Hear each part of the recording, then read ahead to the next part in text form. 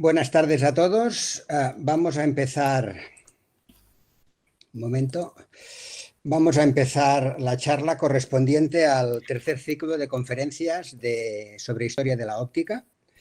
En este caso, el ponente es Agustín González Cano y el título es Ojo cortado, algunos aspectos ópticos del surrealismo. Entonces vamos a proceder como siempre. Primero voy a dar unas instrucciones generales, que es que todo el mundo pues tiene un icono abajo que es el micrófono y la cámara y que por favor lo apague durante la presentación del ponente. Al final habrá un turno de palabras y entonces puede abrir el micrófono y la cámara para poder participar en ella. Y también decir que esta charla se está grabando y que después se edita y se cuelga en YouTube. Y ahora, sin más, ya pues dar la palabra al organizador del acto, que es Norberto López Cil, que nos va a presentar el ponente. Adelante, Norberto, cuando quieras. Muchas gracias, Jaume. Bueno, pues hoy tenemos a Agustín González Cano, es un madrileño que estudió física en la Complutense y bueno, ya es profesor ya creo que desde hace 37 años en la Escuela de Óptica en Madrid, de la Complutense. De hecho, bueno, es catedrático de escuela universitaria y ha trabajado en sensores de fibra óptica en temas de investigación. Pero aparte de eso, pues tiene otras aficiones, haciendo divulgación de la ciencia y también, bueno, ha hecho bastantes cosas sobre la historia de la óptica y si le faltaba algo de tiempo, pues también es escritor. Yo he tenido el placer de conocerlo hoy y espero disfrutar con su charla. Bueno, tiene la palabra Agustín cuando quieras. Bueno, pues muchas gracias, Norberto, muchas gracias, Jaume. Muchas gracias a todo el mundo por haber venido. Me gusta además ver que hay gente muy variada y eso, bueno, pues yo creo que le va bien al tono de la charla. Para mí siempre es un placer pues colaborar en este tipo de iniciativas y esta me hace especial ilusión porque es una conferencia que en realidad doy por tercera vez, pero que el hecho de ser virtual, que tiene la desventaja de que se pierde el contacto con el público, también tiene la ventaja de que se puede seguir por gente que está localizada en muchas partes, ¿no? Y este es el caso. Así que nada, espero que lo disfrutemos. Bueno, sí, en principio mi perfil tiende a ser bastante heterodoxo y de hecho un poco mi constante a lo largo de estos años, sobre todo en los últimos, es a intentar cerrar, si es que hay que cerrar, ¿no? Esa especie de grieta que hay entre el pensamiento científico más tradicional y vamos a decir, el pensamiento humanista o de letras, ¿no? A lo largo de mi carrera he ido buscando un poco esos acomodos y este tema me parece que se adapta especialmente bien. Hay mucho que decir del surrealismo y la relación que tiene con la óptica, con la visión. Lo que yo voy a hacer aquí va a ser algo bastante superficial porque estamos limitados de tiempo, pero para mí es un tema apasionante y de hecho estoy trabajando con cierta intensidad en ello dentro de lo que el tiempo me permite y con aspiraciones a que esto pues, acabe cristalizando de alguna manera, no sé si en un libro o como vayamos viendo, ¿no? Bien, voy a compartir la primera transparencia, así vemos también un poco, podemos discutir sobre ella. Vamos a ver si esto me funciona. Ya saben ustedes que esto siempre es azaroso. A ver, no está dejándome compartir. Hace un momento funcionaba. ¿Tengo algún problema de privilegios, Jaume? No, en principio no hay ningún problema. Vamos a ver, otra vez. Ahora sí. Bueno, digamos que cualquier persona, y ahora mismo todos somos esa persona que haya tenido experiencia con este tipo de programas, sabe que esto siempre es complicado. Vale, deberíamos estar viendo mi presentación, ¿es así? Te está viendo, correctamente. Adelante. Muchas gracias, Jaume. Vale, bueno, se ve ahí pues el sitio donde la di por primera vez, que era una universidad popular en Alcobendas, luego la repetí para la clase de mis alumnos de Historia de la Óptica. Y, bueno, el título ya vaticina que van a pasar cosas terribles en esta conferencia. Es decir, El ojo cortado. Yo hago una broma, es una broma todo esto, ¿de acuerdo? No se preocupen, la conferencia solo tiene el gore justo, lo necesario, lo imprescindible, ¿no? Yo hago una broma diciendo que hay un subtítulo secreto de esta conferencia que es surrealismo y mutilación ocular, ¿no? Bueno, el hecho es que es verdad y que dentro de las muchas veces que el surrealismo se interesa por lo visual o por lo óptico, hay unas instancias muy concretas, aquí vamos a ver dos de las más destacadas, pero hay más, en las cuales eso se produce en contextos de agresión al ojo. Hay una especie de violencia ocular que es muy característica del surrealismo, no solo de él, como veremos, y que me interesa profundizar en ella. El surrealismo en sí es un movimiento cultural de la máxima trascendencia desde sus orígenes, el periodo entre guerras del siglo XX, y creo que merece también la pena estudiarlo bajo un prisma en el que yo creo que todavía se ha estudiado poco, que es la convivencia, la coexistencia cronológica con el periodo también de máximos avances en la física, especialmente en la física teórica, donde se empezaron a producir teorías que así entre ustedes y yo vamos a calificar como raras, ¿no? Con las cosas que, digamos, empezaban a vislumbrarse, ¿no?, sobre el mundo atómico o la cosmología. Esa parte la tocaré muy, muy de soslayo, pero es uno de los acicates también que tiene el estudiar este periodo. Vamos a trabajar con cosas que producen esa sensación tan reconocible, castizamente conocida como el repelús o la grima. No soy capaz de encontrar términos más científicos para explicar esa sensación. Y entonces, una de las grandes preguntas de la charla, si es que la charla pretende contestar preguntas, que probablemente tampoco, lo que pretende es compartir algunas curiosidades, algunas inquietudes, pues una de las preguntas es, ¿por qué poner al espectador en esa tesitura de observar actos agresivos contra el ojo? ¿Existe algún motivo para ello? En particular dentro del surrealismo, ¿por qué se produce esa obsesión? Así que me he permitido, haciendo una cierta travesura, aderezar el cartel con un eslogan que es de la época, de un autor que es el chileno Roberto Mata, que reaparecerá justo al final de la charla y que, bueno, está en francés porque es la lengua franca del surrealismo. Anticipo que mi pronunciación del francés es bastante deplorable, pero bueno, se hará lo que se pueda, y entonces lo que dice es matad o maten la óptica. En una charla que es de historia de la óptica, con mucha gente del público que se dedica a la óptica, pues no deja de ser una provocación. Es un chiste, pero también no deja de ser una provocación. Bueno, eso es otro aspecto también a tener en cuenta.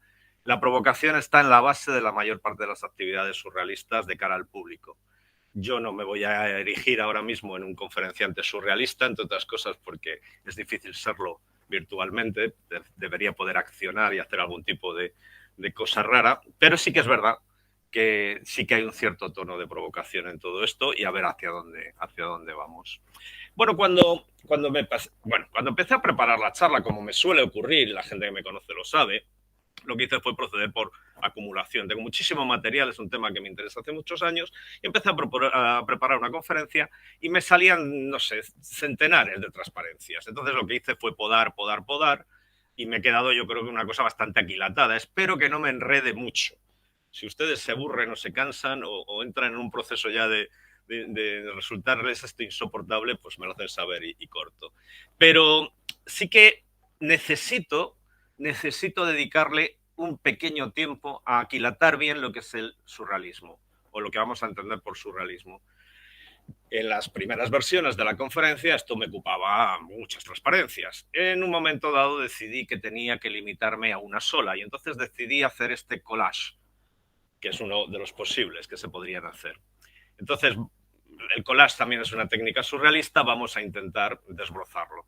Me voy a referir al surrealismo como el periodo propiamente dicho del surrealismo, cuando nace el surrealismo y en las primeras décadas del siglo XX, las primeras décadas, justo después de la Primera Guerra Mundial, década del 20, década del 30, entra la Segunda Guerra Mundial y aunque técnicamente todavía el grupo surrealista de alguna manera sobrevive, pero ya me interesa menos. Estamos justo ahí en ese periodo. En ese periodo se genera el surrealismo como una de las vanguardias artísticas, de las muchas vanguardias artísticas de comienzos del 20, y como un movimiento que de hecho tiene aspiraciones incluso revolucionarias, es decir, una vertiente sociopolítica muy marcada.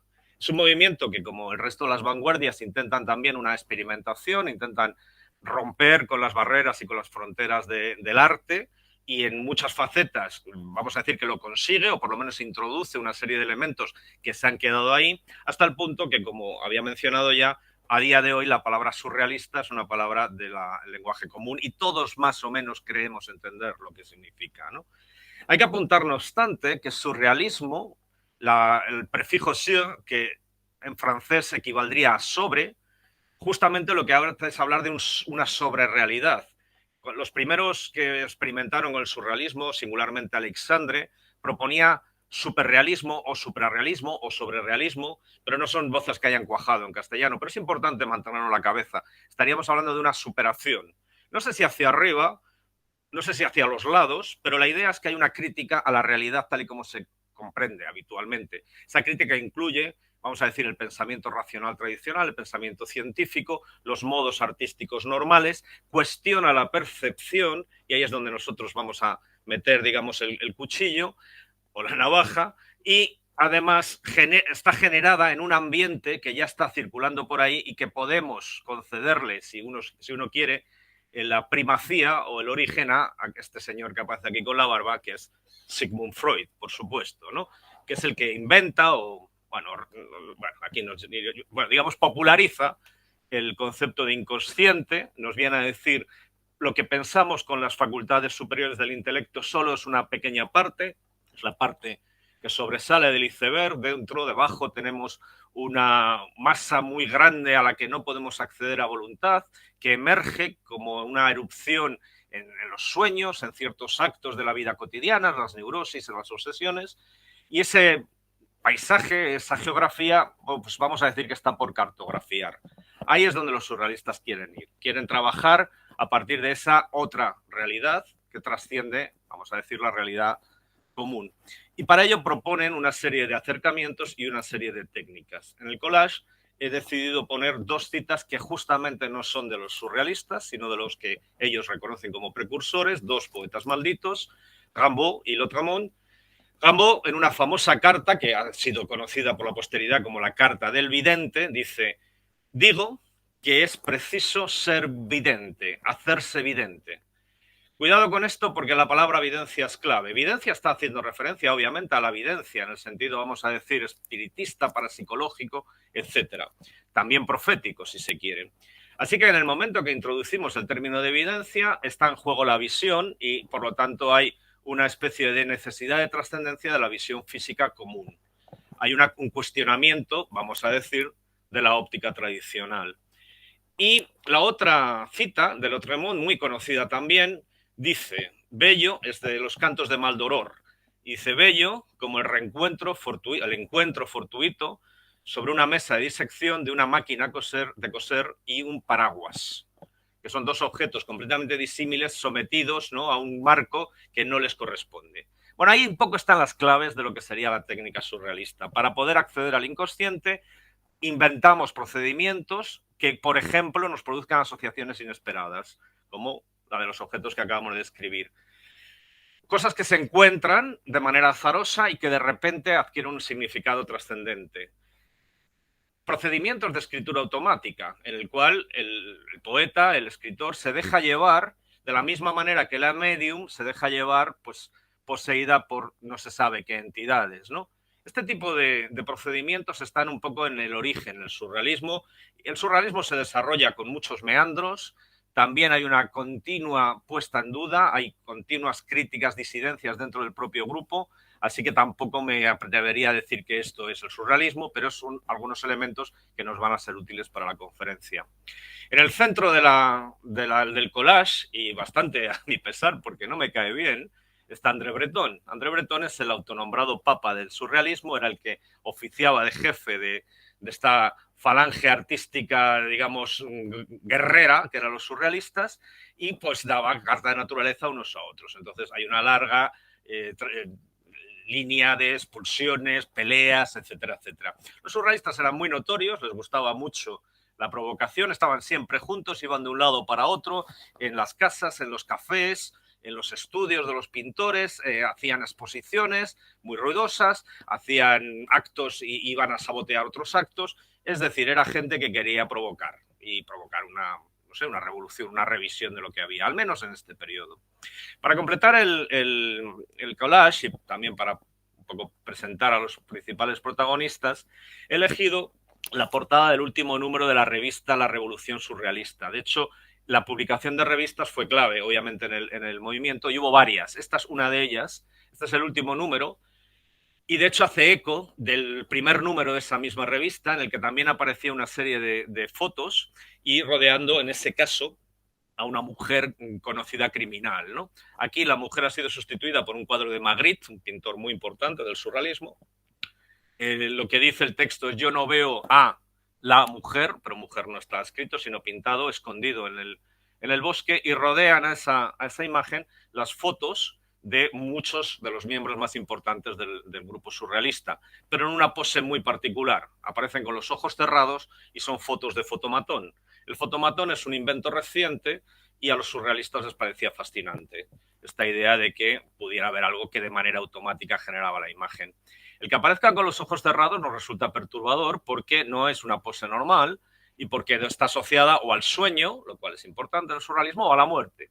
Pero al mismo tiempo estamos en una posición erguida, vestidos con el traje, etcétera, etcétera. Así que esto es un impacto. Bueno, lo que se busca en el surrealismo es este tipo de impactos. Arriba del todo, en la posición central, como no podía ser menos, está Breton. Justo, según lo ven ustedes, a su diestra, pero en realidad es a su siniestra, está Buñuel, y en la siguiente fila está Dalí, que son los dos protagonistas de la primera parte de la charla. Hay que decir que ni Buñuel ni Dalí estaban en la foto del primer número. Aquí ya habían sido incorporados, vamos a decir, que por la puerta grande, el grupo surrealista, justamente a raíz de la proyección de la película Un perro andaluz, que es el primero de los dos únicos casos que voy a tratar, de los varios que podía tratar. Este será uno, la película Un perro andaluz, y luego hay otro del cual no voy a desvelar nada, que es el llamado caso Brauner. Entre medias habría otras cosas que se podrían contar, pero no nos da tiempo. Bueno, tenemos El perro andaluz. Es posible que ustedes conozcan esta película, es posible que les suene el título, habrá gente que la haya visto, habrá gente que no vamos a poder verla completa, es un poco demasiado larga, pero está fácilmente accesible en YouTube. Es una película que se estrena el 6 de junio de 1929 en París, en el cine del Estudio de las Ursulinas. Está dirigida por Luis Buñuel, conocido cineasta, importantísimo cineasta de origen aragonés, y el guión está escrito a cuatro manos con Salvador Dalí, no menos conocido pintor catalán. Los intérpretes principales son estos dos actores, Simon Marell y Pierre Hachef. Como nota trágica diré que los dos se suicidaron poco después, y alguno de manera un poco exagerada, como Simon Marell, que se quemó a lo bonzo. Lo apunto con un ánimo que no es jocoso en realidad, pero sí que de alguna forma también nos pone en un contexto de cierta violencia o agitación, ¿no? Bien, lo que vamos a hacer ahora, y bueno, digamos dentro de las posibilidades que ofrece el medio de la presentación, yo les voy a poner un fragmento de la película, solo un fragmento. Ese fragmento corresponde a la parte inicial, al prólogo. De hecho, es un prólogo que es lo último que se hace, lo último que se filma, lo último que en realidad se escribe, no estaba en el guión original, y es un añadido que Buñuel de alguna manera quiere colocar ahí porque le consideraba que el inicio era muy importante, que fuera muy fuerte, que fuera muy provocador. Y de hecho, evidentemente, lo consigue. Nos está haciendo pruebas y en principio no van a oír ustedes el audio. El audio es un poco controvertido también porque, digamos, es una película muda. En la primera proyección estaba Buñuel detrás de la pantalla poniendo discos para el sonido que aparentemente eran unos tangos. Tango es importante porque es una música un poco prohibida, asociada a lugares de mala fama en el momento, y luego Wagner, ¿no? Tristán y Isolda. Hay una segunda versión sonora o banda sonora que han reconstruido la Filmoteca en una versión restaurada que también está en YouTube y es muy recomendable. Pero bueno, en cualquiera de los casos ninguna de las dos va a sonar. Y entonces yo pongo un trocito y no digo nada, lo vemos y luego lo comento. Lo único, les pongo en situación. Va a aparecer un señor, que es Buñuel, y ahí lo dejo. A ver si funciona. Empezaremos con los créditos y me los voy a intentar saltar. Aquí está diciendo que la dirección es de Buñuel y el guión de Dalí y Buñuel.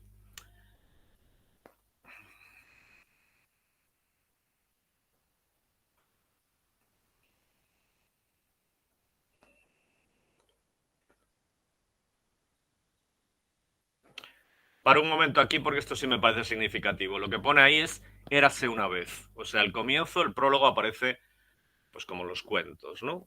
Bien, a ver si esto le doy otra vez y funciona.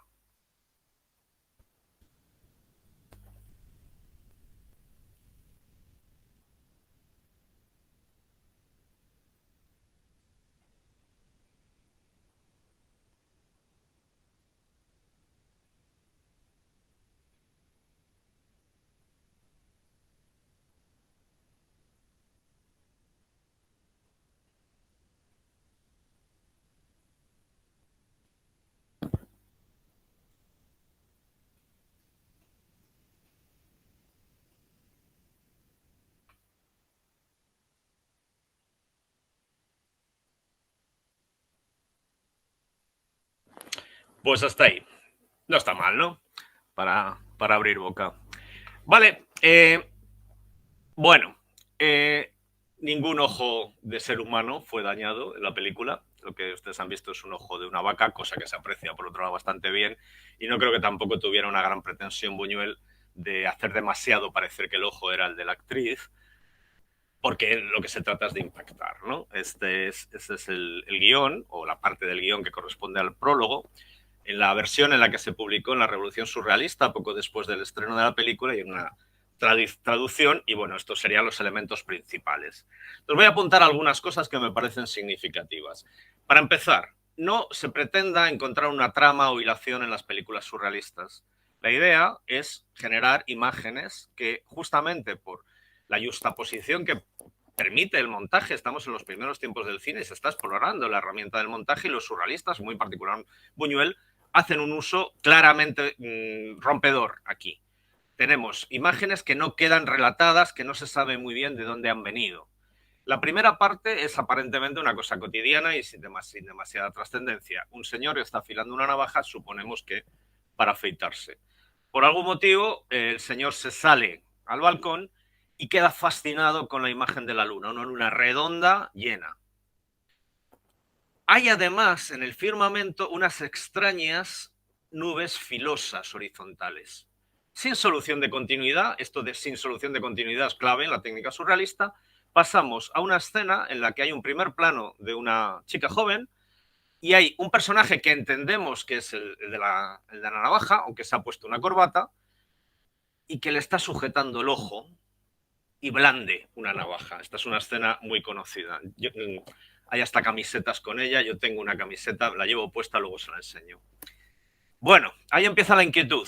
Todo esto es muy rápido y de repente vemos que la nube cruza la luna. Y en el momento exacto en que la nube está cruzando la luna, es decir, la está seccionando como una navaja, la navaja secciona el ojo y aparece esa imagen. Se ve salir el vítreo, es una imagen muy desagradable, y luego pues viene la siguiente parte de la película, que empieza como 8 años después. Simón Marell ha recuperado su ojo, por supuesto, y las peripecias que aparecen no son menos sorprendentes, pero no podemos dedicarle mucho tiempo. Alguna foto pondré más adelante. Bueno, antes de pasar a la siguiente transparencia, ¿qué viene ahora o qué vendría ahora? Bueno, pues ahora pueden venir muchas cosas. Ahora puede venir, por ejemplo, que haya gente que haya dicho yo aquí no me quedo. Bien, espero que no. Segunda cosa que puede venir. Bueno, pues podríamos ponernos a hacer un análisis cinematográfico muy detallado y muy... Bueno, no tengo credenciales para ello y creo que no es muy interesante. ¿Qué tipo de análisis voy a hacer? Sin credenciales tampoco, pero bueno. Voy a hacer primero un análisis puramente iconográfico o simbólico. Es decir, vamos a tratar las imágenes tal como están, sin pensar mucho quién las ha hecho, o cómo las ha hecho, o cuándo las ha hecho. Y vamos a ver si eso nos sugiere o resuena con otras imágenes semejantes. Un poco más adelante sí que daré información más precisa, historiográfica, de cómo se hizo el film, cuándo se hizo, cómo se llegó a estas imágenes, etcétera, etcétera. Así que, de momento, de lo que se trataría es de ver si existe algún antecedente próximo o remoto de esta idea de la agresión al ojo, de seccionar al ojo.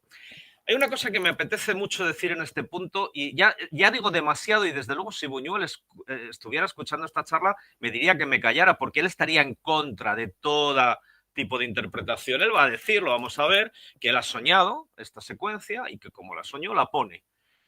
Pero es verdad que hay una contrasentido, una paradoja muy provocadora de nuevo, en el que el hecho de que en un arte visual como es el cine, al espectador se le está cortando el ojo, lo está mostrando un ojo que está cortado.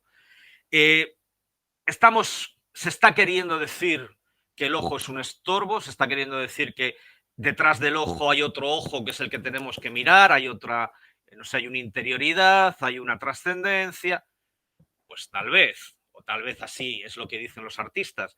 Pero este tipo de interpretaciones, como digo, hay que tomarlas cum grano salis, ¿no? Que dirían los clásicos, hay que tomarlas con cierto distanciamiento. En todo caso, no es nada difícil y por supuesto los estudiosos lo han hecho. Claramente, pues en esta charla no hay gran aportación mía original. Yo he cogido esto de mucha gente, de muchas lecturas.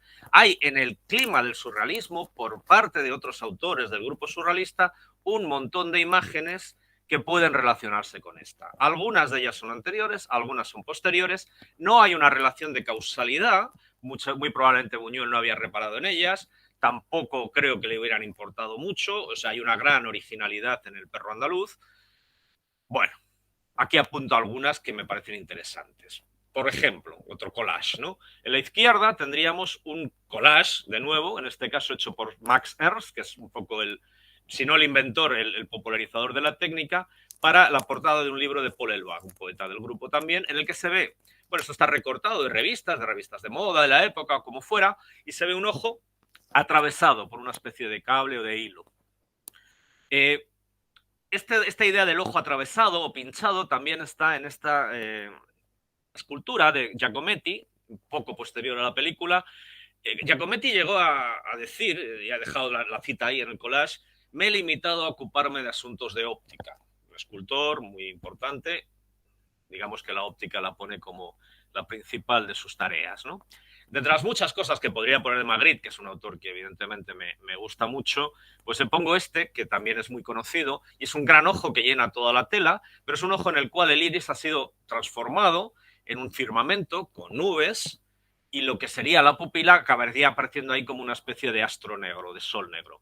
Por cierto que el cuadro se llama El falso espejo, y en el Magritte es muy importante los títulos que juegan justamente a hacer una especie de choque surrealista con el contenido del cuadro.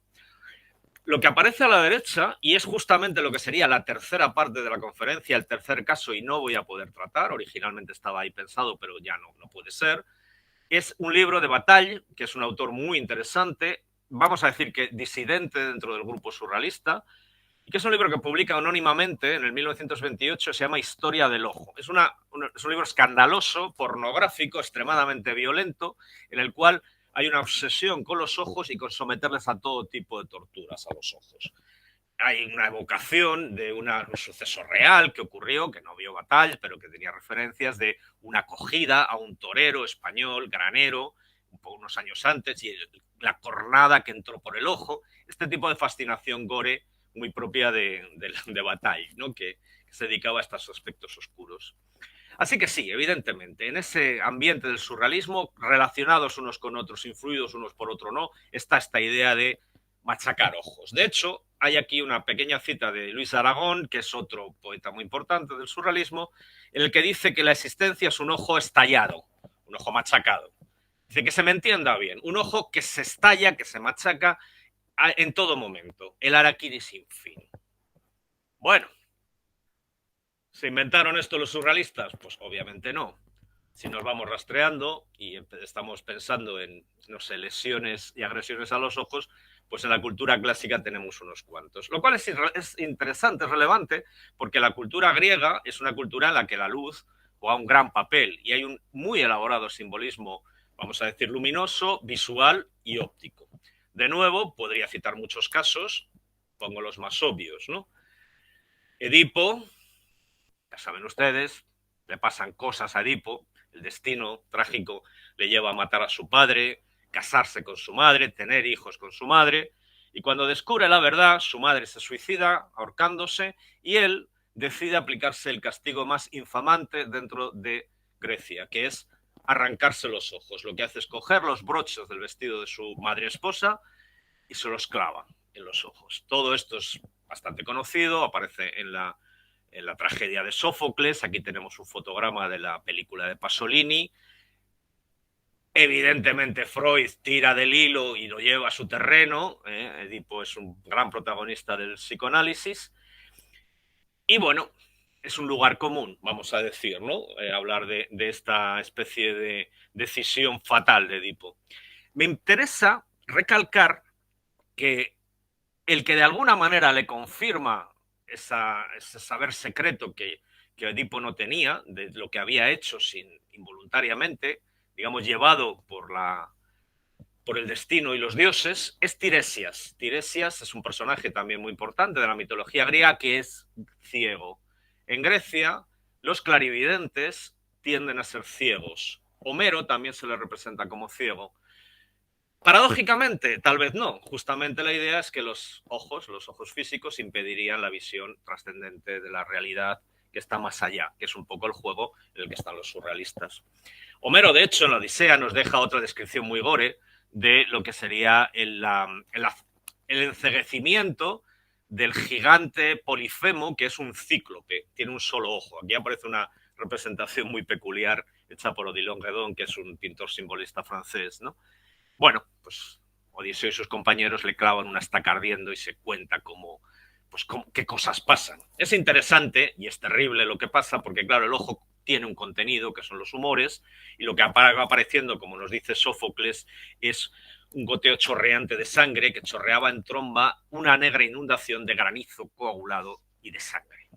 Bueno, paramos un poco de poder. Vamos a intentar analizar, dado que Buñuel protestaría ruidosamente ante este tipo de referencias externas, vamos a intentar analizar un poco más la imagen en sí. Y cuando digo la imagen no me refiero exactamente a la imagen del ojo y la navaja, sino me refiero a la imagen que genera la película o que genera el prólogo, que es la de la luna. O sea, cabría arguir, si queremos darle algún tipo de linealidad a la trama de ese prólogo, que si el protagonista que encarna o el personaje que encarna Buñuel no hubiera visto la luna cortada por la nube, no hubiera cortado el ojo con la navaja. Bien, esta es una imagen que también es interesante en sí misma. Yo he visto muchas veces, obviamente, la película desde hace muchos años, pero cuando empecé a preparármelo en serio, de repente me di cuenta de que esto se podía contar con una especie de imagen propia de poema vanguardista, que sería algo así como la navaja de la nube corta el ojo de la luna. Bueno, esto es mío, pero va muy en esa relación, ¿no? De imágenes sorprendentes. La genialidad puede ser hacer una asociación completamente inesperada entre esa navaja de la nube que corta el ojo de la luna y la navaja física que corta un ojo de verdad, ¿no? De hecho, también la veo una imagen que tiene un cierto tono japonés. Esta es una estampa que recuperé por ahí de la red, no me pregunten de dónde, ¿no?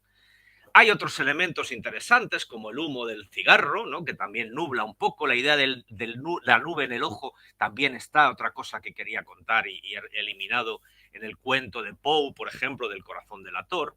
Pero estas nubes, además, que son muy particulares, porque son las nubes, según cuentan los estudiosos, y bueno, es verdad, que aparecen en este cuadro tan relevante que está en el Museo del Prado, que es el Tránsito de la Virgen de Andrea Mantegna, un autor del 480. Esas nubes horizontales, filosas, aparentemente le tenían fascinado a Dalí, hasta tal punto, y esto es muy significativo, que las colocó en el retrato que le hace a Buñuel. Buñuel, que aparece con esos ojos saltones tan característicos, ¿no?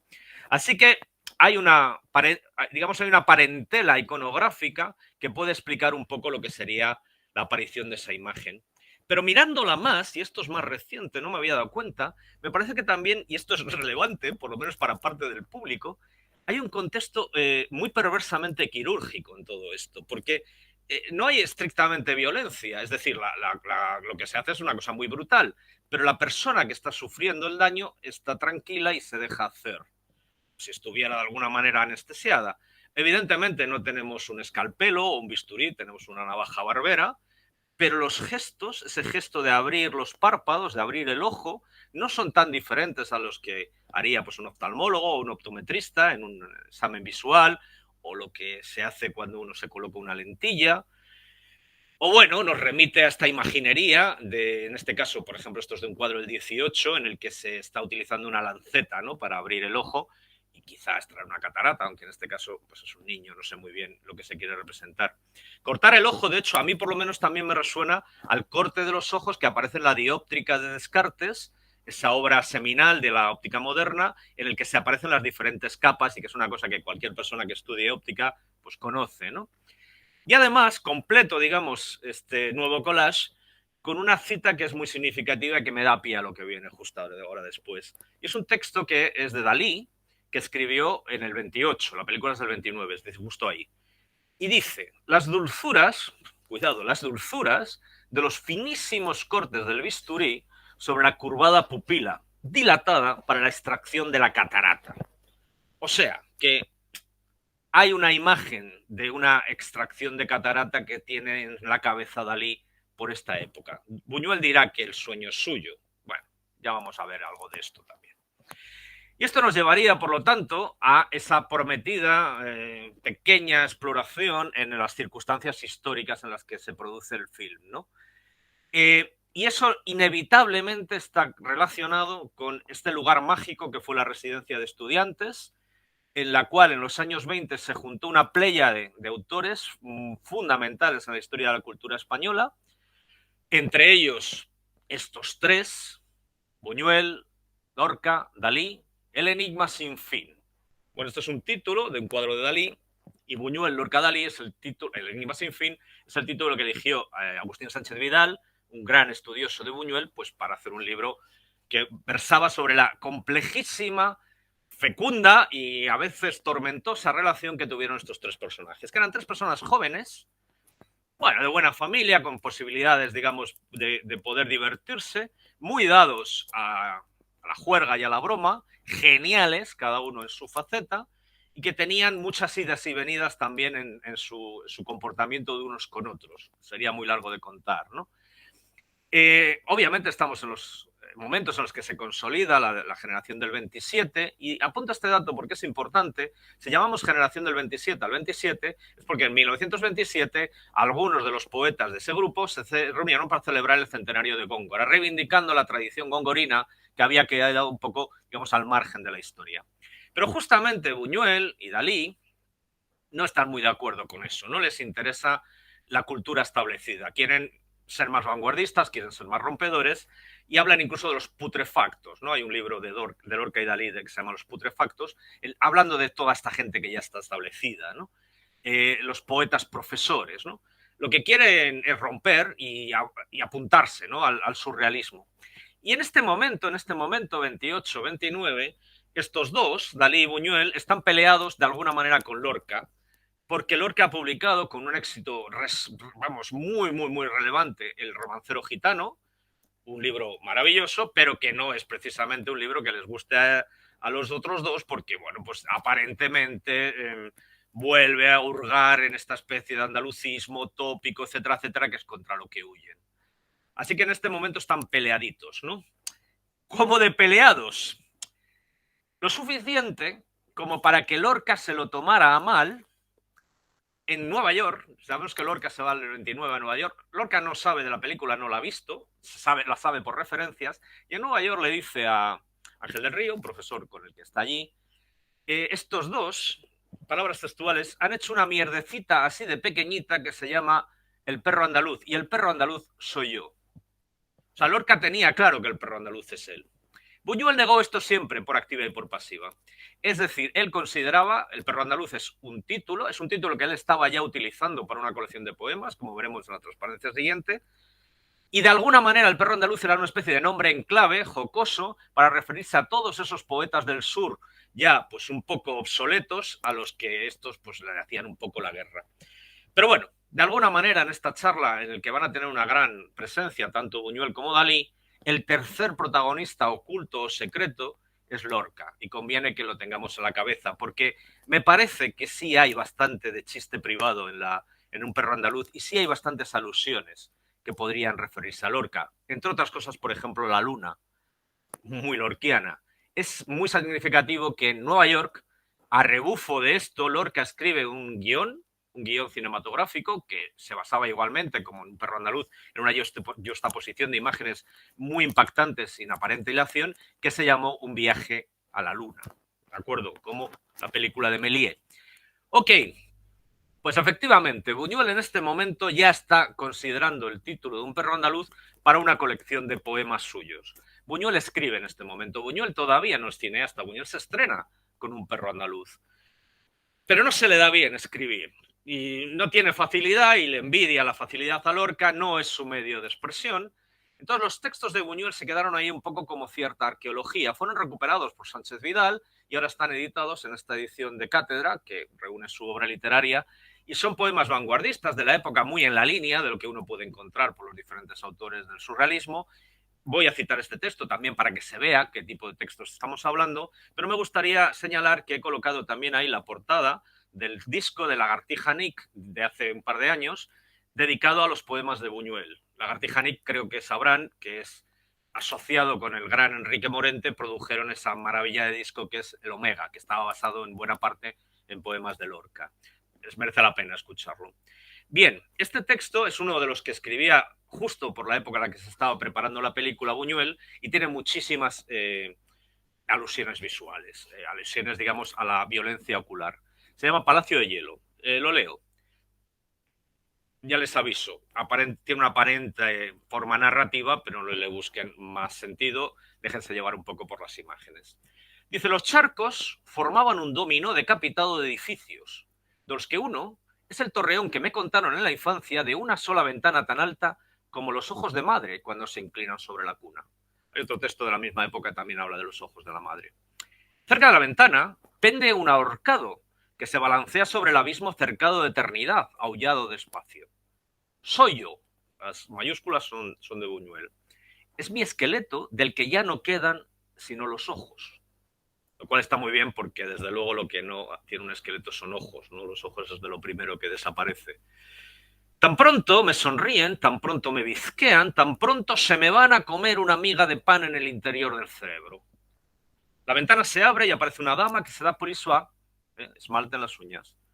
Cuando las considera suficientemente afiladas, me saca los ojos y los arroja a la calle. Quedan mis órbitas sin mirada, sin deseo, sin mar, sin polluelos, sin nada. Una enfermera viene a sentarse a mi lado en la mesa del café. Despliega un periódico de 1856, que es aparentemente una fecha perfectamente arbitraria, y lee con voz emocionada. Cuando los soldados de Napoleón entraron en Zaragoza, Buñuel es de Zaragoza, en la vil Zaragoza, no encontraron más que viento por las desiertas calles. Solo en un charco croaban los ojos de Luis Buñuel. Los soldados de Napoleón los remataron a bayonetazos.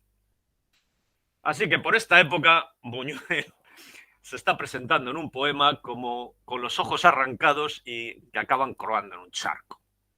Por ahí andamos. Bien, pues tenemos que hacer una película. Deciden Buñuel y Dalí que van a hacer una película surrealista. Se van a pasar la Navidad del 28 a Figueras, a la casa de Dalí, y empiezan a jugar un partido de tenis con las imágenes. Uno arrojaba una imagen al otro y el otro la daba por buena no. La regla era que tenían que ser imágenes valían solo las realmente sorprendentes, la que no tuviera ninguna explicación racional. Todo lo que tuviera algún tipo de simbolismo era abolido. Así que, ya digo, Buñuel estaría en contra de que le buscáramos ningún simbolismo. Buñuel cuenta esto en sus memorias, muchos años después, elabora todo esto, tampoco tenemos por qué aceptar como 100% fiable la reconstrucción de Buñuel, y ahí hay pues sus polémicas sobre quién hizo qué o cómo fue aquello. Pero bueno, nos vale más o menos para tener una idea de cómo fue el proceso creativo. Decía Buñuel, Dalí me dijo, yo anoche soñé con hormigas que pululaban en mi mano. Bueno, todo el mundo conoce esta imagen daliniana de las hormigas en la mano que, según los estudiosos, pues hace referencia al hormigueo del deseo sexual, a la masturbación, bueno, estas cosas de Dalí. Y yo, hombre, pues yo he soñado que le cortaba el ojo a alguien. En 6 días escribimos el guión. Bueno, aparentemente, efectivamente, lo que hay en la película es una serie de escenas inconexas con imágenes muy poderosas, muy radicales, ¿no? Si se le preguntaba a Buñuel, por ejemplo, eso se hizo en un conjunto de entrevistas que fueron recogidas en un libro que se llamaba Buñuel por Buñuel del año 75-76, muchos años después de la película, le dice al entrevistador, dice, yo no niego que se pueda interpretar la película como usted lo hace. Vamos a cerrar los ojos a la realidad aparente y a ver dentro del espíritu. Pero la imagen la puse porque había aparecido en un sueño y sabía que iba a repugnar a la gente. O sea que claramente Buñuel quiere repugnar a la gente, cosa que ha conseguido a lo largo de los años y sigue consiguiendo como 100 años después. El título original de la película, el primer título de trabajo de la película, de hecho, también es un chiste y hace referencia a los letreros que aparecían en los trenes para que uno no se asomara por la ventanilla, que es peligroso asomarse al exterior. Pero el título era es peligroso asomarse al interior. Luego pasó a ser Vaya Marista, que era también un chiste privado, anticlerical. Aparecen dos maristas en la película, ahora veremos en qué forma. Y bueno, pues al final acabó con El perro andaluz, que es ese título que ya estaba manejando Buñuel, ¿no? Obviamente, cuando ya se añade la secuencia del prólogo, pues hay que conseguir un ojo para seccionar. Entonces Buñuel también lo cuenta y dice, bueno, fui a la carnicería a comprar un ojo de ternera, aquello era lo más repugnante que había visto en la vida, lo depilamos, lo maquillamos, yo mismo le puse el rimo, ¿no? Ese es el ojo de la vaca que hemos visto. Bien, pues ya tenemos guión, ¿no? Vamos a hacer una película. Entonces, ¿se necesita dinero? Bueno, pues Buñuel se lo pide a su madre. Le da la madre 5.000 duros. Para los de reciente aparición en el planeta, 5.000 duros son 25.000 pesetas. 25.000 pesetas son una cosa que había antes por aquí. A las hermanas, la madre les había dado una dote de 10.000 duros. Así que él se conformaba con 5.000. Se fue a París. Hay que decir que Buñuel ya había estado en París. De hecho, ya había hecho sus pinitos cinematográficos, como por ejemplo asistente director del muy importante asistente de dirección del muy importante director Jan Epstein, que fue pues en la película, además de La caída de la casa Usher, basada en el relato de Poe. Pues, ya tenía ciertos contactos, ya conocían a gente del surrealismo, así que se va para allá. Se va él, Dalí no, Dalí va después. Dice, gasté la mitad en cabarets y en cenas con amigos. Y de cuando me quedaron 12.500 pesetas, que entonces valían mucho porque el franco estaba muy bajo, estamos hablando del periodo de entreguerras, me decidí a hacer la película porque yo soy un hombre responsable y no quería timar a mi madre. Bien. Con la gente que más o menos conocía, enarbolan la producción, se hace relativamente rápido, en un momento dado se tienen que ir a Le Havre porque hay una escena de playa, pero bueno, se monta y bueno, se trata de exhibirla. ¿Cómo se va a exhibir? Bien, los surrealistas ya hemos dicho que eran gente muy activa, que les gustaba organizar estos actos, etcétera. Buñuel se lo presenta, presenta la película a Aragón, entre otros, y quedan fascinados con la película. Dicen, por favor, esto es una maravilla, esto es lo que estábamos buscando. Y resulta que se daba la circunstancia de que en este cine de las Ursulinas, Man Ray, que es otro personaje muy importante, le hemos visto como autor de la fotografía de Buñuel, pues también tenía un corto, así que hicieron una especie de programa doble. Fue un gran evento, invitaron al Tupagui, cita Buñuel, pues Picasso, Le Corbusier, Cocteau, tutti quanti, y por supuesto el grupo surrealista al completo, era un acto surrealista. Como los actos surrealistas solían acabar como el Rosario de la Aurora, Buñuel, precavido, se había colocado una serie de piedras en los bolsillos por si la película era un fracaso y tenía que salir a pedradas. Pero no las necesitó. Fue un éxito brutal.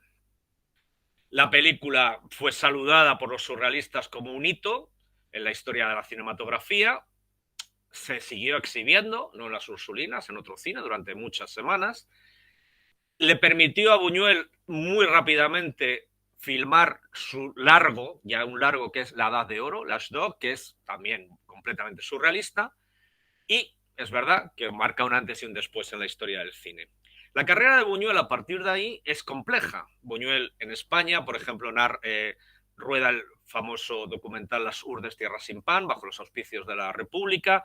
Llega la guerra, llega la derrota, llega el exilio, va a Estados Unidos, está trabajando en la industria cinematográfica, finalmente acaba en México. En México tiene una larga carrera con muchas películas, casi, bueno, la mayor parte de ellas no especialmente personales, en muchos casos por encargos, etcétera, pero en todo momento, en toda la filmografía de Buñuel, ya no volveremos a encontrar una película como Un perro andaluz o como La Edad de Oro, profundamente surrealistas, con el credo surrealista aplicado al 100%, pero siempre hay escenas, tramas, guiños, etcétera, que son surrealistas. Es muy reconocible el estilo de Buñuel, también en la época francesa final, con ese paréntesis glorioso que fue Viridiana, ¿no? Rodado en España, que también tiene cosas profundamente surrealistas.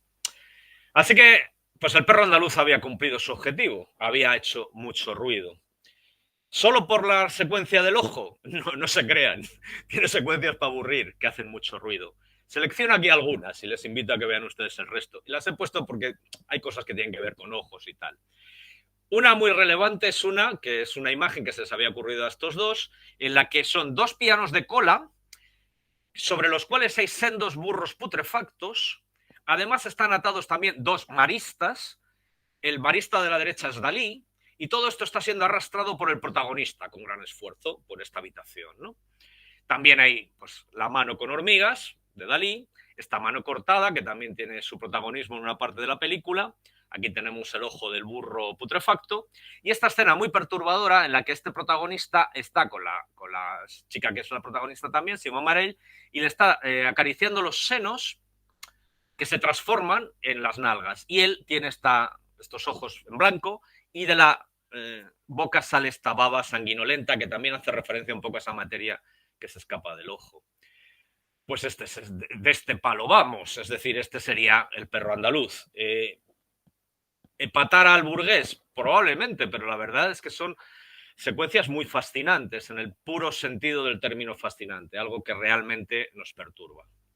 Bien, Buñuel aparece en ojos en otras películas suyas, no voy a entrar mucho en detalles, tengo que correr un poco porque si no esto se nos alargaría demasiado.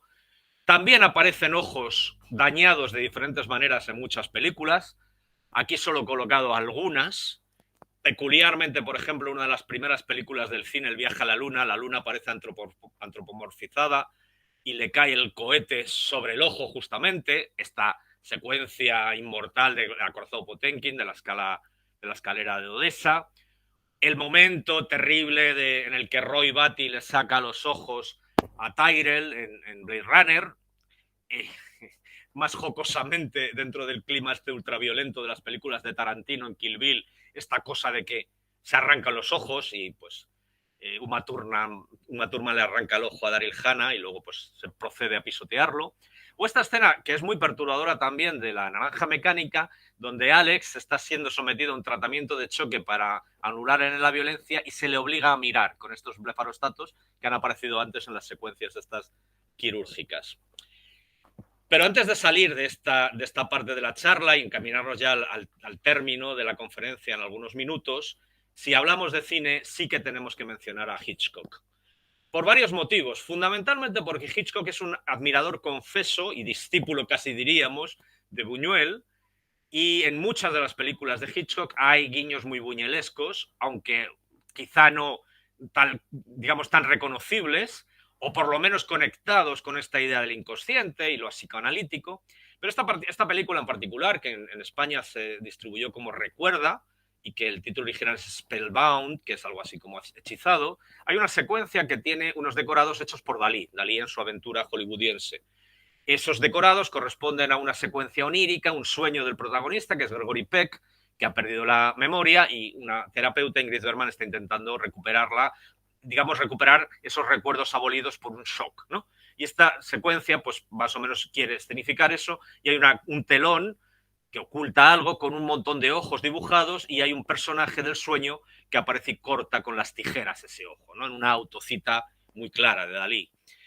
Hitchcock tiene muchos más ajos que podría yo poner. Por cierto, aquí aparece en una foto, la he recortado, pero es una foto muy conocida en la que aparecen muchos directores de cine en la casa de George Cukor. Y justamente Hitchcock está junto a Buñuel. Por ejemplo, Los pájaros, creo que la conocen, creo que estaremos de acuerdo con esa película extremadamente terrorífica. Los pájaros por algún motivo empiezan a atacar a los humanos. Bueno, ¿qué es lo peor que nos podría hacer un pájaro? Pues efectivamente, sacarnos los ojos. En la secuencia de títulos de Vértigo, que es mi película favorita y que esto lo ha notado mucho estudioso, hay la secuencia de títulos es importante en sí misma para la película, hay un primerísimo plano de un ojo y los títulos aparecen como seccionando el ojo. En particular aquí, por ejemplo, vemos el nombre de Hitchcock. Yo creo que también hay una posible alusión, ¿no? Y luego la película más conocida de Hitchcock, que es Psicosis. Por supuesto, en la escena de la ducha hay muchos ojos. Está el ojo de la ducha, que digamos es como el ojo de Dios, que lo ve todo desde arriba. Está el ojo del sumidero, del desagüe, al cual va a parar la sangre, pero en este fotograma fijo pues parece también que la sangre pudiera salir de él. Está el ojo en primerísimo plano, el ojo congelado, vidriado ya, de la protagonista que ya ha muerto después de ser asesinada por el cuchillo, ¿no?, de la madre de Norman Bates. Y pues está este personaje que es Martin Balsam, que es el detective que va a investigar qué le ha pasado al personaje que interpreta Janet Leigh, y que es también acuchillado de esta manera tan característica, ¿no? Bueno, esto es básicamente una cata, pero si son tan retorcidos como yo, pueden buscar algunas cosas más. En cualquiera de los casos, y con esto cerraríamos la parte de Buñuel, la charla es asimétrica, no se preocupen, no queda la mitad, lo que queda menos, ¿no? Pero ya estamos terminando. Pues terminando, digamos, esta parte del cine, sí que me gustaría recapitular y me gustaría señalar que es bastante peculiar el tratamiento que ciertos autores dan al ojo en justamente el cine, que es la disciplina visual por excelencia. Yo diría que si uno se quiere poner un poco estupendo y teórico, hay una sesuda y profunda reflexión sobre el acto de mirar, sobre el hecho de ser espectadores, sobre la idea de que hay unas imágenes que se nos están presentando y nosotros estamos de alguna forma contemplando y al mismo tiempo viviendo dentro de esas imágenes. Bien, el otro tema, este es un tema yo creo conocido, el perro andaluz. El segundo caso clínico que voy a contar es el caso Brauner. Y se llamó el caso Brauner casi desde el minuto cero, o sea que lo de caso no es mío. Y es un suceso muy peculiar que le aconteció a un pintor rumano, Víctor Brauner, del grupo surrealista. Es un pintor que pasó largas temporadas en París, si bien hay que señalar que cuando ocurrió el acontecimiento que les voy a describir y que quiero mantener el suspense todavía un poco, suspense muy hitchcockiano, ¿no? Pues en ese momento ha ido a Rumanía y ha vuelto. En el 38, que es cuando va a ocurrir esto, ya he dicho antes que como que cierra el periodo de entreguerras, pues está recién llegado Brauner a París, ¿no? Aquí hay algunas muestras de su obra, es un pintor, escultor muy interesante, no tenemos tiempo para profundizar en él, pero se lo recomiendo. Y lo que pasó en un momento dado como una de las muchas cosas que pasaban con los surrealistas. Pasaba asociado a las reuniones de los surrealistas, reuniones en las que se solía beber mucho y que a veces acababan en altercados violentos, entre ellos o con otra gente. Y este en particular también fue un altercado violento que tuvo lugar en el estudio del pintor canario Óscar Domínguez. Estos protagonistas que pongo aquí son los tres más destacados junto con Brauner, y también son españoles los otros dos. La incomparable Remedios Varo, ¿no?, pintora excelsa que a lo mejor no ha tenido el reconocimiento que debe. Aquí le he puesto un cuadro además de Remedios Varo muy óptico también, con esas gafas con pestañas y esos ojos aparte. Y Esteban Francés, que es otro pintor un poco más joven que Domínguez. Los hechos que ocurrieron fueron muy relevantes. Desde ese momento se tomaron como tal. Desde ese momento hubo interpretaciones, hubo relatos y contrarrelatos. No queda claro realmente lo que ocurrió porque uno puede fiarse de unos testimonios u otros. Hay cierta vaguedad de ciertas cosas. Así que he hecho una reconstrucción. Aparentemente estos tres personajes generan el suceso. Y Brauner es, vamos a decir, un transeúnte que pasaba por allí y se lleva la peor parte. Así que esta sería una posible reconstrucción. El suceso tiene lugar en la noche del 27 al 28 de agosto de 1938. No queda muy claro si antes o después de medianoche, así que ahí lo dejamos. El lugar, el estudio de Óscar Domínguez, en el 83 del Boulevard Montparnasse en París, en el barrio, en la ribera izquierda del Sena. Es una reunión de un grupo numeroso de surrealistas que ya venían de haber comido, ya estamos en la noche, llevan pues todo el día juntos, bebiendo, etc. Hay algunos identificados, hay otros que varían según las fuentes, aquí cito algunos, y los cuatro protagonistas, Varo, Francés, Domínguez y Brauner. Como decía Brauner, estaba recién llegado, como quien dice, a París. Domínguez era un personaje muy atrabiliario, era un bebedor alcohólico, era muy violento, tiene una trayectoria un poco, bueno, complicada, acaba suicidándose en los años 50 y además era muy grande, era muy brutal, ¿no? Aparentemente Francés había venido de España, se le había apalancado en el estudio, tenía cierta querella con él, Francés era más joven, podía haber rivalidades, aparentemente también Francés podía estar o no teniendo un affair con Remedios Varo. Bueno, el caso es que, según cuentan, en un momento dado empezó a haber una gran discusión entre Francés y Domínguez, tal vez relacionada con Varo. Tal vez Domínguez le echaba en cara a Francés su comportamiento, no lo sé. El caso es que esa discusión fue subiendo de tono, y cuando claramente iban a llegar a las manos, el resto de la gente alarmada, la gente estaba escuchando la conversación en castellano. Por lo tanto, no se estaban enterando muy bien de lo que pasaba. Simplemente empezaron a oír los gritos, entonces cada uno se puso a sujetar a uno, ¿no? Pues algunos sujetan a Domínguez y Brauner se interpone delante de Francés.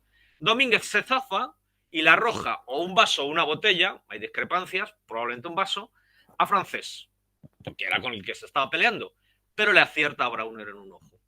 De tal manera, y es una cosa bastante surrealista en sí misma, que ese impacto le produce a Brauner la pérdida del ojo. Brauner cae al suelo sangrando, no sabe muy bien qué ha pasado, la gente le recoge, alarmado, se lo llevan al hospital, le intentan intervenir, pero acaba perdiendo el ojo izquierdo. Es una cosa muy brutal. Y es una cosa que ya es interesante. Pensemos, cuando digo interesante, pongámonos en el credo surrealista. Este es un pintor que pierde un ojo de la manera más inesperada. Esto ya es interesante.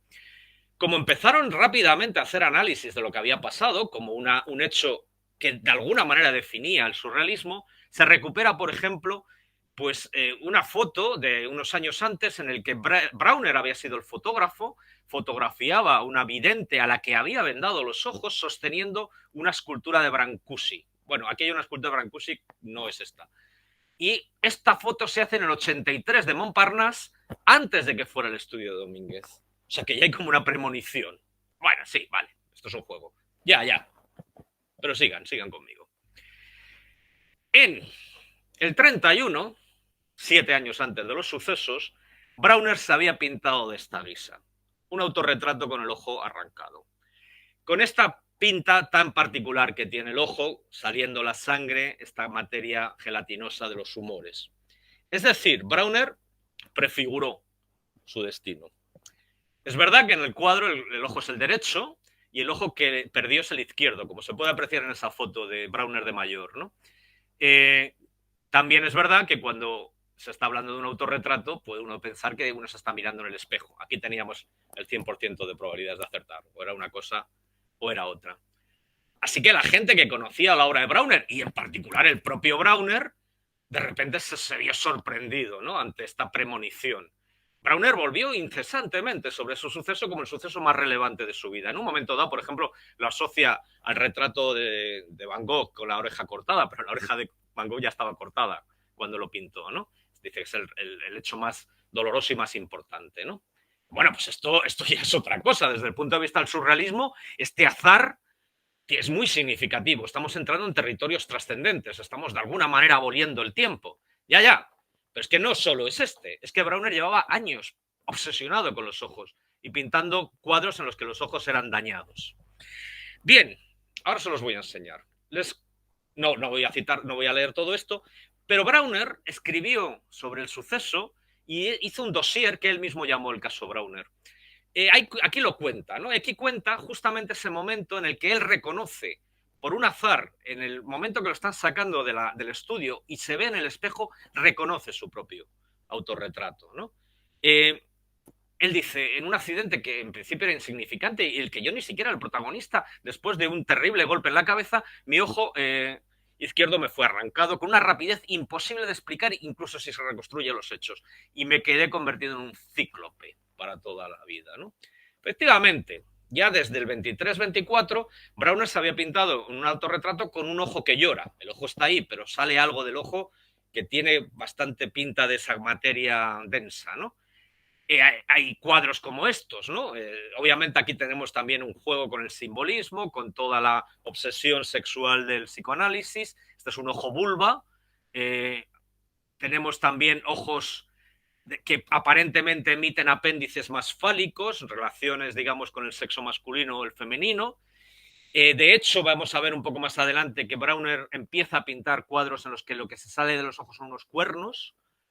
Y este es el más citado de las referencias anteriores. Seguimos antes del suceso, esto es del 32, 6 años antes, junto con el autorretrato. Y es un cuadro en el que es se llama paisaje mediterráneo, es una escena que no sabríamos muy bien describir, y hay un personaje que no necesariamente es Brauner, pero sí tiene un poco su corte de cara, y hay un estoque que está penetrando en el ojo y el estoque lleva una letra D. D de Domínguez. Bueno, ¿para qué queremos más? Claro. Pero hay muchos. Es decir, este retrato de Hitler con ese puñal en el ojo, este interesantísimo cuadro que se llama El último viaje, y en el que aparecen esos ojos cuernos, es como si la mirada se hiciera activa y se mostrara la emisión de esa mirada como unos apéndices córneos, y aparecen otros ojos como dejados atrás y maltratados, ¿no? Incluido ese que esa extraña criatura aprieta entre sus dedos para aplastarlo también, ¿no? O estos otros, es decir, ahí los cuernos se han transformado en pinceles, cosa que me parece fascinante, ¿no? Esta especie de juego, siempre anterior al suceso, en el que aparece un antifaz con unos cuernos y dice gafas llamadas los cuernos en los ojos, ¿no? Ese otro que aparece en la esquina en el que los ojos penetran, esos ojos cuernos penetran el espejo, etcétera, ¿no? De hecho, cuerno, córnea, hay un cierto juego de palabras ahí también que funciona, en castellano, en francés y en rumano, no sé si estaba en la cabeza de Brauner, etcétera. Observen, por lo tanto, si los surrealistas que están convencidos de que hay un relato detrás del relato normal, que hay un mundo que se nos oculta, no le va a parecer esto fascinante. Realmente es muy sorprendente. Y es un suceso que marcó, de alguna manera, la historia del surrealismo. Y ya fue desde muy temprano, bueno, también marcó la vida de Brauner, paso rápido esta transparencia, aquí lo expresa. Estos son cuadros ya posteriores al suceso y ahí se ve que también sigue obsesionado con representaciones anómalas de los ojos. Ya digo, fue inmediato. En el Minotaur, que es una revista que en ese momento estaban haciendo los surrealistas, Pierre Mabille, que es un personaje, vamos a decir, conexo al grupo, es un psiquiatra que analiza este suceso y lo analiza desde el punto de vista de una especie de predestinación o premonición. Dice, toda la vida de Brauner converge hacia esta mutilación. La idea es que de una forma u otra, él lo sabía de una forma u otra, los cuadros lo representa, pero el hecho es que un ojo debía ser destruido. Esa lectura de Mabille condiciona todas las lecturas posteriores. Curiosamente, Mabille no menciona un perro andaluz, cosa que le hace notar Juan Larrea, que es otro personaje que nos daría para varias charlas, cuando en un análisis del suceso muy interesante, que está incluido en este libro, menciona esas ocurrencias y, bueno, viene a decir, entre otras muchas cosas, voy terminando, me quedan dos transparencias. Brauner concibió su autorretrato abstraído del tiempo histórico en tránsito tridimensional. Y Sabato, que es interesante porque es físico, es un físico importante de la época, está becado en el laboratorio Curie de París, narra el suceso de Brauner, que no vivió en primera persona, pero él era muy amigo de Domínguez y colaboraba con él en el informe sobre ciegos, que forma parte del libro sobre héroes y tumbas. Así que sí, hay un cierto clima, ¿no? Esta es mi última transparencia. Había yo mencionado al comienzo a Mata. Mata es un pintor chileno. Mata es un pintor que en este momento también está teorizando. Y lo menciona, no directamente, pero, o sea, sí directamente, pero no solo a él, me refiero, Mabille, dice, en el texto este que analiza el caso Brauner, dice, suprimir el ojo es una solución simplificada al extremo, pero ¿acaso no es el mismo deseo que expresa Mata cuando habla de matar la óptica? ¿No es concretizar la inquietud de todos los jóvenes pintores de hoy en día obsesionados por los problemas surrealistas?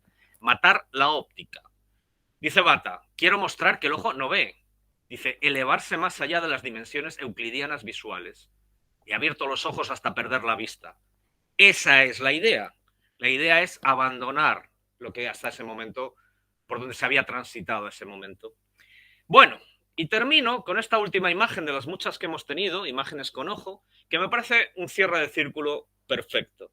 Es un dibujo que hace Mata en el 40 y que titula Retrato automático de Federico García Lorca. Automático, en el sentido de la escritura automática de los surrealistas. Y es un retrato en el que aparece la silueta del rostro y un solo ojo cíclope, del cual también parece descender esa materia, ¿no? Bien, Lorca fue brutalmente asesinado en el 36 y es ese protagonista secreto de la charla que habíamos mencionado cuando en el Enigma sin fin nos habíamos quedado con Dalí y con Buñuel. Así que creo que es adecuado acabar la charla con él. Eso es todo. Muchas gracias. Matemos a la óptica. Y aquí están mis coordenadas por si quieren contactarme, y tengo un blog también si quieren leer, etcétera, etcétera. Y ahora ya pues me quedo a su disposición. Siento haberme alargado un poco, pero no saben ustedes lo rápido que he ido para lo que suele ser mi tendencia. Muchas gracias, Agustín, por esta charla así extensa. que nos ha sumergido en el surrealismo y en la óptica. En mi caso, pues quedaba reducida al corte de ojo del Chien andaluz, no habíamos conocido más. Perdona, Y, Jaume, la gente está como dando las gracias. Quedan las sí, preguntas, no os vayáis. sí. Y entonces, bueno, no sé, esta composición, ¿no?, de Buñuel, Dalí, Branner, tal, pues me ha parecido muy interesante. Nada más, simplemente ahora dar entrada al turno de palabras y quien quiera efectuar alguna pregunta al ponente, pues que levante la mano y le daremos la palabra. Si alguien quiere quejarse por algo, también vale, ¿no?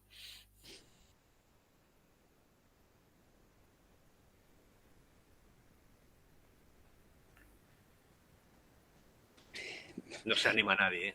Bueno, Norberto se anima. Norberto, adelante. Hola. Rompiendo A el ver, hielo. Agustín, Cuéntame.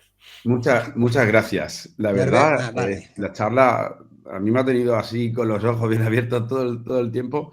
Ha sido, y además tu oratoria, se te nota un buen escritor.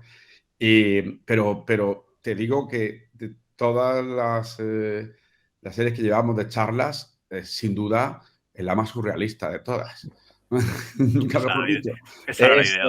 Todas a veces llevan fórmula, algo de óptica, de física y tal, pero la tuya es totalmente artística y tal. Está bien. A mí simplemente me ha llamado una cosa la atención. Cuando este hombre, Browner, ¿vale? Browner, sí. Sí, que dice que se ve en el espejo. Y dice bueno, él realmente se había pintado el otro ojo. Sí. ¿Vale? El ojo izquierdo, pero dice, no, pero al verse en el espejo era el mismo. No, claro, o sea, él pierde el derecho. O sea, el que pierde él es el derecho. Él pierde el derecho, pero él Perdón, lo estoy diciendo mal. se había pintado era el izquierdo. Perdón, justamente, lo estoy diciendo mal, correcto. Él pierde el izquierdo, ¿de acuerdo? Sí. Pero si tú miras el retrato, en la imagen del retrato, ese ojo sería el derecho. ¿Vale? Claro, pero que exactamente, entonces, que era el otro. Eso es. Que también es el... O sea, que tampoco coincidía. No coincidía, pero digamos que la imagen que él pinta en el retrato y la imagen que él ve en el espejo sí coincidía. Yo digo que había 100% de acertar. Si no era por una cosa, era por otra. O sea que si nos queremos poner premonitorios, valen las dos. Sí, pero es verdad que la imagen del autorretrato sería el equivalente a la imagen especular. Vale, nada, pues muchas gracias. Gracias a ti. Alguien que no sea del gremio de los ópticos, que me consta que hay gente por aquí. Nada, los he dejado sin palabras. Molly Mayo. Hombre, Molly. Levanta la mano. Tiene la palabra. Cuéntame. Gracias inmensas. Yo he llegado a la mitad porque he tenido problemas técnicos, pero una maravilla. Lo que ahora referenciaba el compañero de Browner, esa imagen especular, llevándolo como a otro terreno, ¿no?, que no es el de la óptica, como más, la palabra igual no es profundo, pero esa otra lectura, ¿no? Porque al fin y al cabo están hablando de esa mirada que abre otra mirada, ¿no? Ese doble juego también especular. Claro. ¿No podría estar ahí como parte de ese juego? A ver. Bueno, de preguntarnos por qué, si hubo espejo o no espejo. Bueno, si hubo espejo hay un reflejo, pero ese reflejo nos habla del medio, de cómo estuvo hecha o de algo más allá, ¿no? Como parte. A ver, el problema de todo esto es que todo lo que nosotros hagamos o digamos tiene una legitimidad limitada, en el sentido que todos son interpretaciones a posteriori de creaciones que se pretenden básicamente basadas en inconsciente. Por lo tanto, ¿qué está pensando Browner cuando se pinta con el ojo arrancado? Es imposible de saber. ¿Se está pintando mirándose al espejo? Es probable, porque, no sé, los autorretratos son difíciles de hacer de otra manera, ¿no? ¿Decide colocar ese ojo cortado y no el otro por algo? No sé. Si a Browner no le hubiera pasado lo que le pasó, si no hubiera ocurrido ese suceso tan extraño, pues hubiera pasado a la historia como un pintor muy peculiar que le gustaba pintar ojos maltratados. Pero ahí se hubiera quedado la cosa. Y además la obra de Browner es muy extensa y eso hubiera sido una parte de su producción. Lo sorprendente, y eso es lo que a los surrealistas les encanta y por eso vuelven sobre ello, es que fue a Brauner al que le pasó eso. O sea, el vaso era para francés, que no había pintado un ojo en su vida. No sé, podían no haberle dado en la cabeza y dejarle inconsciente. Normalmente a uno no le arrancan el vaso, o sea, un vaso no le arranca el ojo a nadie, ¿no? Pues claro, es esa idea. Yo, por supuesto, digamos, tú lo sabes, yo me defino como físico y hago profesión de fe científica y no creo en ningún tipo de trascendencia, premoniciones ni nada. Pero me gusta el juego, me parece que es muy interesante, me parece que es una buena historia para contar, ¿no? Los surrealistas sí que lo interpretan desde el punto de vista de esto es un acceso, no se sabe si saliéndonos del tiempo o anticipándonos en el tiempo, no se sabe si hay una especie de congruencia simbólica o lo que sea, es un acceso a lo inalcanzable por otros medios. Es lo que precisamente el arte surrealista pretende. Así que es el acontecimiento surrealista por definición, que es muy conocido en ese momento.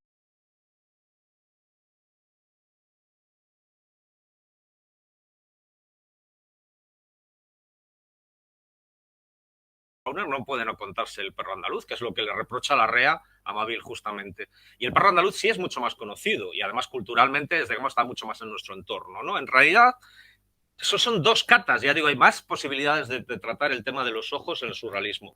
Es el tema del surrealismo, o sea, el ojo es fundamental en el surrealismo, tanto a nivel, digamos, de lo que sería lo visual, lo pictórico, como también esta especie de reflexión filosófica. Entonces, bueno, pues era este juego, básicamente, ¿no? Y la idea, último, ya termino con esto, la idea, que eso me vino después, porque yo conocía a Mata muy vagamente, pero bueno, investigando sobre todo esto, la idea de que hubiera un eslogan posible que era maten la óptica, bueno, ya me parecía maravilloso, o sea, como decir, está muy bien, ¿no? Que hay unos señores que en los años 30 decidieron matar la óptica, ¿no? Bueno, no la mataron, aquí seguimos, pero... Una aclaración, ¿la óptica se refiere a la óptica que tú conoces como físico? Mira, o a la mirada? A la mirada... si te fijas en las citas que he puesto de Mata, hay una en que incluso hace referencia a la percepción euclidiana. Es decir, está hablando del sistema normal, vamos a decir, de tratamiento de la mirada y de la visión en la óptica geométrica, etcétera, etcétera. La palabra euclidiana también viene al hilo, porque lo que he mencionado muy de pasada, y como ya iba muy apurado, tampoco he querido extenderme con Sábato, la gente de la física de ese momento está trabajando en un paradigma nuevo, tanto en lo que es la cuántica como la relatividad. La relatividad ha introducido una geometría euclidiana en el espacio. La idea de que el tiempo se pueda manejar como una coordenada con cierta analogía a las espaciales fascina a los artistas. Sábato, en colaboración con Domínguez, hace una especie de pequeña propuesta sobre superficies tetradimensionales y la pintura de Domínguez durante un tiempo se dedica a eso. Sábato era el que sabía de física y era de alguna manera el que se lo contaba a Domínguez. Así que sí es la óptica, en el sentido de que la óptica es una parte de la física y es la física la que se está destruyendo. O sea, lo que está haciendo la física es trasladarnos visiones del universo muy extrañas, muy poco comprensibles, muy alejadas de lo que, entre comillas, se llama el sentido común. Muchas gracias por venir. Gracias. ¿Alguno más?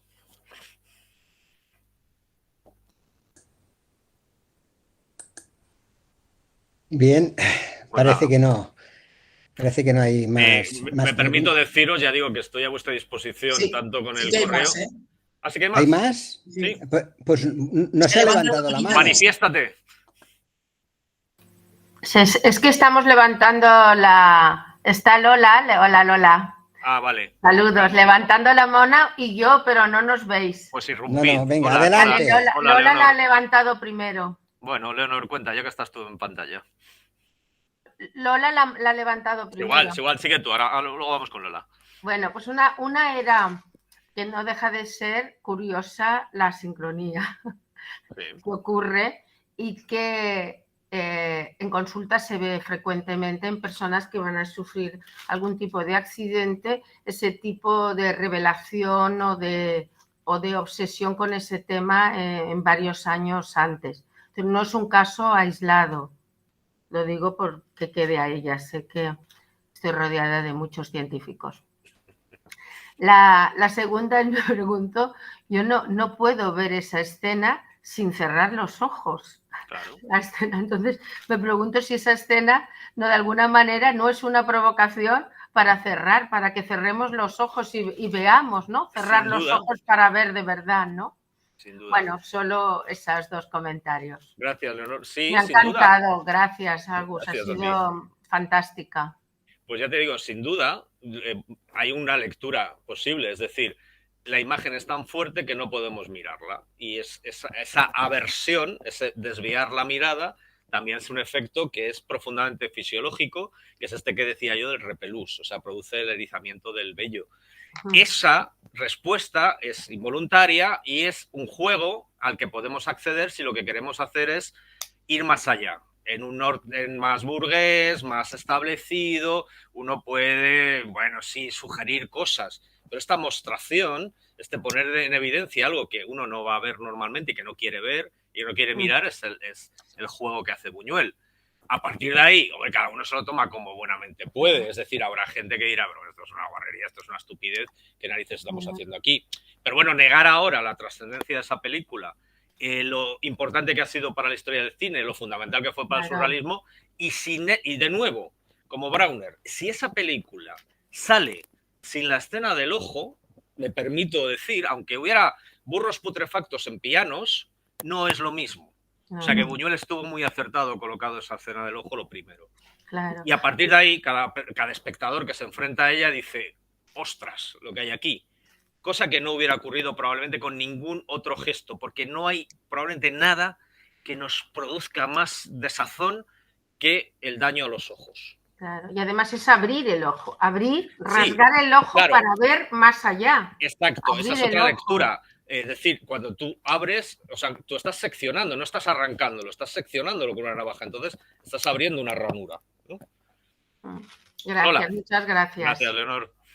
Bueno, yo quería felicitarte porque creo que esa grieta que tú anuncias entre el pensamiento científico y el humanista la tienes absolutamente fisurada, ¿no? Las que te conocemos lo sabemos.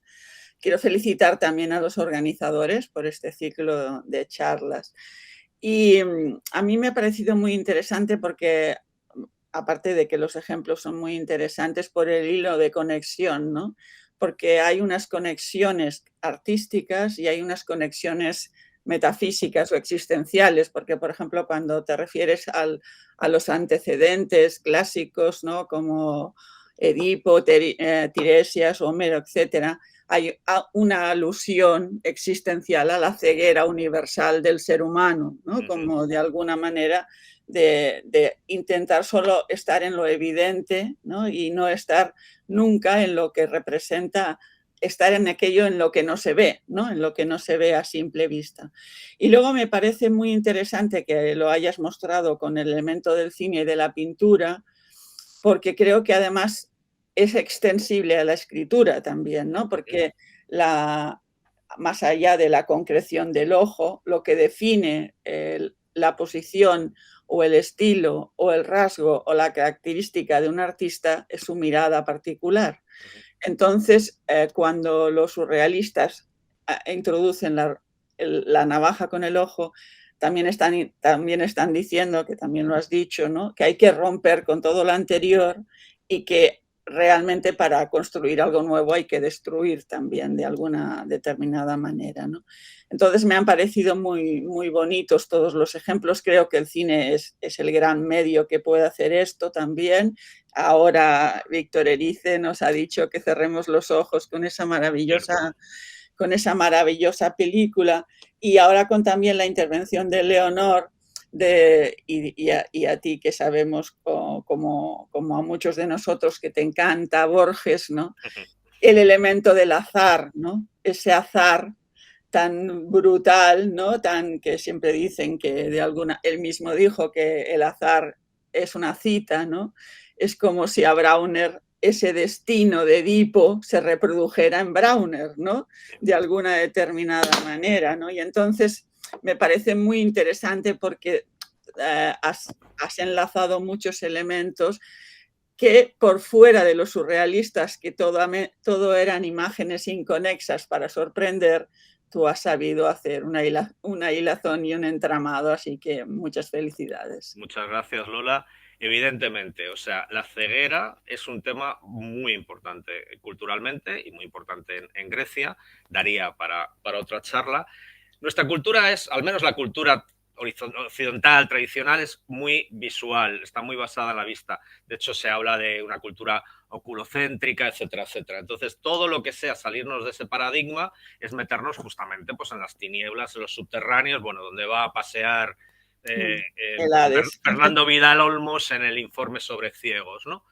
Pero efectivamente, y además está muy bien lo de Víctor Erice, del cual tú sabes que soy un gran fan y cómo me ha emocionado esa película, es justamente cerrando los ojos cómo podemos ver las otras cosas, ¿no?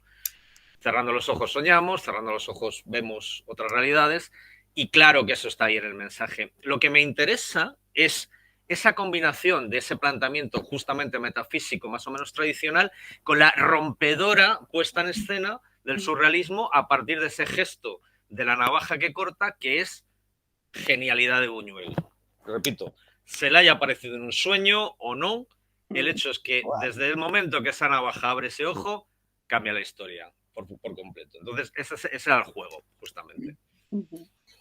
Vale, muchas gracias. No sé si tenemos más. ¿Alguna pregunta más? Sí, Santi Vallmichana ha levantado la mano y quiere participar. Adelante, sí, bueno. Adelante, Santi. Pues en primer lugar quería felicitarte porque como has hecho una disección tan grande y tan profunda sobre esta escena que hace años vi y que aún la sigo recordando cada vez que miro la luna o que aparece una nube de estas. No, pero, y mientras iba la charla me he acordado también de otro caso. Esta vez no es de surrealismo, sino es de ciencia. Un físico conocido y que trabajó en la óptica, que es Isaac Newton. Sí. Ya lo conoces, ¿no? Se ponía un palo entre el globo ocular y la bóveda ósea y no sé qué investigaba. Creo que miraba si veía manchitas estas. Sí, supongo, ¿no? Los fenómenos entópticos. Sí, pues esto, simplemente me he acordado de esto a lo largo de esta charla. Es interesante esto que me cuentas, Santi, porque de hecho hay una escritora muy importante que tengo el honor de ser amigo suyo, que es Menchu Gutiérrez, que tiene un poemario que se llama El ojo de Newton, y ella dice, nos ha contado muchas veces, que ella tradujo la óptica de Newton y que se quedó fascinada con la historia con las historias de Newton y en particular del ojo, ¿no? Sí. Y eso además nos podía llevar en ejemplos de la historia de la ciencia, pues a Herschel, que perdió la vista por mirar demasiado al sol, es decir, las observaciones astronómicas han provocado muchas cegueras, etcétera, ¿no? En la literatura, pues obviamente Borges, que hemos dicho, ¿no? Pero claro, el tema es ese, el que decía yo, o sea, si tú tienes la mala fortuna de perder una pierna en un lance, y no sé, puedes ser el capitán Ahab y que te obsesione Moby Dick, pero normalmente no te afecta demasiado a tu trabajo intelectual.